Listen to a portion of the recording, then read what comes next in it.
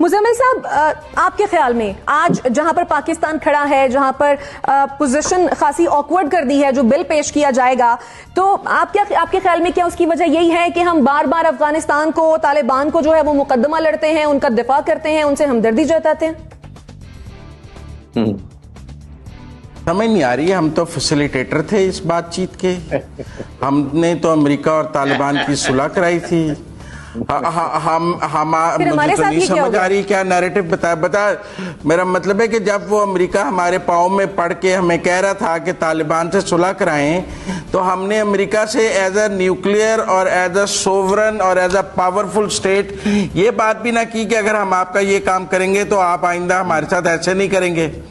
हमने मुफ्त में ही सारी, मेरा मतलब है, फैसिलिटेशन और रेटिफिकेशन और सब कुछ मुफ्त में करके, जी हजूरी करके, तो आज जब वो आंख दिखा रहे हैं तो हम कह रहे हैं हम बड़े सोवरेन स्टेट है। ये महीना पहले तक हम उनके फौजियों के को किराए यहाँ पे लाकर अपने होटलों में ठहरा कर कह रहे थे कि हम उनकी बड़ी मदद कर रहे हैं, वो बड़े शुक्रगुजार हैं, और आज जब उनकी सेनेट में हमारी बेइज्जती की जा रही है तो आप हमें बता रहे हैं हम बड़े सोवरेन स्टेट हैं। ये क्या डिप्लोमेसी है कि हमने उनकी जी हजूरी कर करके उनको वहां से निकालने में मदद की, उनको सारा किया, जाकर वो हमें ऐसे जूतियां मारे जैसे हम उनके किराएदार हैं। हमने 10 साल में उनके साथ बेवफाई के अलावा किया ही कुछ नहीं है। ये क्या स्टेट पॉलिसी हमें समझाई जा रही है कि फर्स्ट टाइम हम बिहेव कर रहे हैं, फर्स्ट टाइम जूतियां खा रहे हैं इस तरह। मैं तो ये कह सकता हूं कि हमने काम 100 चित्तर भी खाए हैं, 100 गंडे भी खाए हैं, हमने उनका सारा काम भी किया है और अब वो हमें बेइज्जत भी कर रहे हैं। ये हमारी सोवरेन फॉरेन पॉलिसी है जो हमारे सामने है। बाकी जो दूसरे ब्लॉक की हमें नवीद सुनाई जा रही है कि इधर की जूतियों पर ज्यादा तवज्जो ना दें, दूसरी तरफ से बड़ा प्यार मिलेगा। 20 महीने से पाकिस्तान के प्राइम मिनिस्टर और चाइनीज प्रेसिडेंट की कोई बातचीत ही नहीं है, कोई बातचीत ही नहीं है। इतना बड़ा अफगानिस्तान का सारा कुछ हुआ है, चाइना के प्रेसिडेंट ने पाकिस्तान के प्राइम मिनिस्टर से बात करने की जरूरत ही नहीं की। चलो जी, अमेरिका का प्रेसिडेंट नहीं करता, चाइनीज तो कर लेता। हम कह रहे हैं हमने बड़ा आज हमें कह रहे हैं हमने कोरोना की वजह से सीपैक का बड़ा नुकसान कर दिया है। भाई ये क्या बात हुई, आज हमें याद आ गया है। वो कह रहे हैं ताजिकिस्तान वालों ने सारे अमर साले वगैरह को पनाह दे दिया है। आप कह रहे हैं हमारी सेंट्रल एशिया से सुलह होने जा रही है। वो तालिबान के सहारे एंटी तालिबान को वो पनाह दे रहे हैं, वो सारे वहां बैठे हैं। वो अशरफ गनी भी थ्रू ताजिकिस्तान भागा है। सब ने कहा कि ताजिकिस्तान के प्रेसिडेंट ने जब इमरान खान से मिले उन्होंने बड़ी रिजर्वेशन शो की, फिर खान साहब ने उन्हें समझाने की कोशिश की, जैसे CNN और दूसरे इंटरव्यूज में अमेरिकियों को समझाने की कोशिश की। ना ताजिकिस्तान के सदर को समझ आई ना अमेरिकियों को समझ आई। मुझे नहीं समझ आ रही है। अब फॉरेन मिनिस्टर कह रहे हैं, आप फॉरेन मिनिस्टर हमें कह रहे हैं हम अमेरिका से कम्युनिकेशन बढ़ा रहे हैं, भी पहले बंद क्यों की थी? NBC, अमेरिकी सेनेट में बिल पेश हुआ है, क्यों ब्लेम गेम चल रही है पाकिस्तान के खिलाफ, और ये इल्जाम लगाया जा रहा है कि पाकिस्तान ने तालिबान की मदद की है 2001 से 2020 तक, जबकि पाकिस्तान अमेरिका का इत्तेहादी रहा है। जंग जो अमेरिका कर रहा था दहशतगर्दी के खिलाफ, उसमें वो पुराना मिसरा एक बहुत हुए तुम दोस्त जिसके दुश्मन उसका आसमां क्यों हो। अमेरिका हमारे साथ यही करता रहा है, कोई नई बात नहीं है, यही करता रहा है। हम उसके बगदाद पैक्ट में हम उसके इत्तेहादी थे, उसके बाद हम इत्तेहादी रहे। हम अलकायदा को सपोर्ट करने में उसके इत्तेहादी रहे, हम सोवियत यूनियन को तोड़ने में उसके इत्तेहादी रहे, हम 9/11 के बाद उसके इत्तेहादी रहे। कहाँ हमने उसका साथ नहीं दिया, कहाँ हमने उसका बेल आउट नहीं किया। इम्पोर्टेंट बात ये कि हमने अमेरिका को बहुत मौके पर बेल आउट किया। हर बार हमसे कहा गया अब हम आपकी दोस्ती ऐसी पक्की दोस्ती है कि अब तो कोई इसको हिला नहीं सकता। हर बार कहा गया और हर बार धोखा दिया गया, हर बार पीठ पे खंजर मारा गया, हर बार हमारे खिलाफ लॉबिंग हुई, पॉलिसीज बनी, हर बार हम पे पाबंदियां लगी, हम पे सैंक्शंस लगी, हम पर मुख्तलिफ अंदाज से हम पर दबाव डाले गए। हम पर दबाव डाले गए कि हम एक पड़ोसी मुल्क की बादस्ती कबूल कर लें। हम पर दबाव डाला गया कि हम अफगानिस्तान में वो करें जो वो चाहते हैं, जबकि हमारी अपनी पॉलिसियाँ हैं। हमने अपनी पॉलिसीज़ के तहत अपने उसमें हमसे गलतियाँ बहुत हुई हैं। मैं पॉलिटिकली बात करूँ, हमसे बहुत गलतियाँ हुई हैं। हमने साथ दिया अमेरिका का, सबसे बड़ी गलती है हमने अमेरिका का साथ दिया बहुत से मौके पर। एक गलती ये। दूसरी गलती ये कि हम एक बार डसे जाने के बाद बार बार हमको डसा गया और हमसे कहा गया था कि मोमिन को एक सुराख से दोबारा डसा नहीं जाता। चुनांचे जब भी ये वापस गए हमारा इत्तेहाद तोड़ के, हमसे राब्ते तोड़ कर, तो हम पे पाबंदी लगा दी। हिस्ट्री के अंदर तारीख में और ये मौजूद है। ये जो बिल है ये मैं इसको संजीदा यूं ले रहा हूं कि ये 22 लोगों का 22 सेनेटर्स का बिल है। बहुत तफसीली और बहुत ब्यूटीफुली ड्राफ्टेड बिल है ये। इसमें इनपुट बहुत ज्यादा है। ये हमें नहीं है कि खुर्रम शेर जमान या आजम स्वाति ने खड़े होकर पेश कर दिया हो। ये बहुत टेक्निकल बिल है। इसको अगर आप पढ़ें आप तो आपको अंदाजा होगा कितना इन डेप्थ है, कितना बड़ा इन्वेस्टिगेशन मांग रहे हैं वो, कितनी बड़ी टास्क फोर्स मांग रहे हैं वो, किस तरह उन्होंने सफ़ा नंबर 25 के पैराग्राफ नंबर 16 में पाकिस्तान का नाम लिया है। ऊपर के हिस्सों में अगर आप जाए ना तो नाम नहीं है, लेकिन उसमें भी हमारा ही जिक्र खैर है। और पैराग्राफ 16 पेज 25 पे तो नाम लेके उन्होंने बात की है कि पाकिस्तान समेत हर उस मुल्क के खिलाफ तहकीकात की जाए, इन्वेस्टिगेशन की जाए जिसने तालिबान की हिमायत की हो 2011 से 2020 तक। ये एक मुझे लगता है कि मुस्तकबिल का नक्शा आपके सामने है। डेमोक्रेट्स अभी बोले नहीं है, लेकिन उन्होंने मुखालफत भी नहीं की है।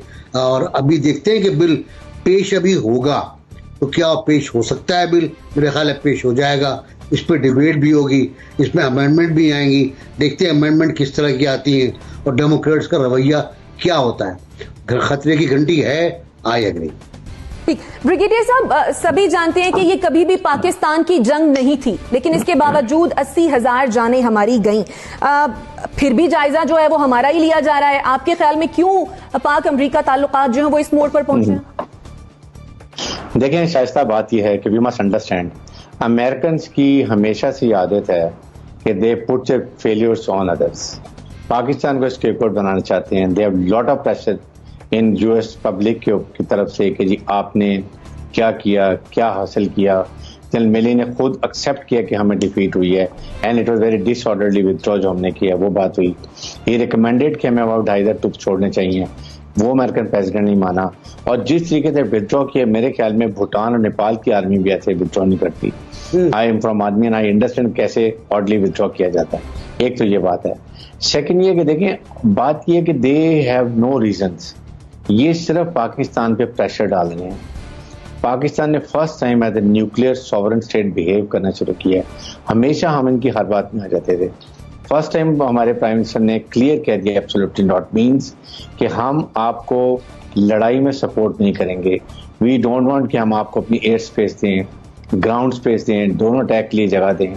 दीज आर द फैक्टर्स कि वो पाकिस्तान को ब्लैकमेल किया जा रहा है। But they don't realize one thing, realize ये नहीं कर रहे हैं कि now Pakistan different options and Pakistan is located on a very strong geostrategic location, जिसको इवन अमेरिका ने आज तक अबंडन नहीं किया और ना भी कर सकता है। एक तो ये बात है, एज लॉन्ग एज हम गिव अप ना करें and we don't go down. Third बात ये है कि new blocs are emerging. America ने देखे अभी क्वाड ग्रुप बनाया जिसमें अमेरिका है, इंडिया है, जापान है, Australia. Then again they got a Indo Pacific bloc जिसमें अमेरिका, इंग्लैंड और फ्रांस है, जो वो है, ऑस्ट्रेलिया, वो भी झगड़े हो रहे हैं। So we have now options. हमारे पास इस वक्त ब्लॉक में रशिया भी है, इस पूरा सेंट्रल एशिया है, चाइना है, ईरान है, टर्की है, maybe Indonesia, Malaysia. So we have lot of option. Problem ये है कि they don't want to see Pakistan becoming a economically prosper country. अगर अफगानिस्तान में अमन हो जाता है 2-3 महीने में, मीन्स हमें सेंट्रल एशिया से कनेक्टिविटी हो जाती है बलूचिस्तान के थ्रू गवादर को, चाइना का रोड बोल्ट इनिशिएटिव बन जाता है, हमारा बलूचिस्तान पुरसकून हो जाता है because Indian are cut off from there, वो उनकी सरजमीन अब इस्तेमाल नहीं करने देंगे। हमारा गवादर पोर्ट ऑपरेशनलाइज हो जाता है and we are on the road to prosperity, economic prosperity. साथ पूरा सेंट्रल एशिया जो ब्लॉक हुआ है वो भी निकल जाएगा। ये इश्यूज हैं वो हमें ब्लैक करना चाहते हैं। We have to take stand. Now I think is the time कि पाकिस्तान को, जैसे हम अब पहली दफा बिहेव कर रहे हैं कि strong nuclear Islamic sovereign country, तो हमें इस पे स्टैंड करना चाहिए। Yes, we must remain engage with USA. We must tell them कि हमने क्या नुकसान उठाया है। $150 बिलियन का हमने लॉस किया है। हमने वहां पर अपने 80,000 लोग सिविलियन शहीद किए हुए हैं। हमें 3 मिलियन हमने रिफ्यूजीज लिए हुए हैं। हमें अमेरिकन इंडियन ने क्या प्रॉब्लम की हैं? We have really suffered a lot in terrorism.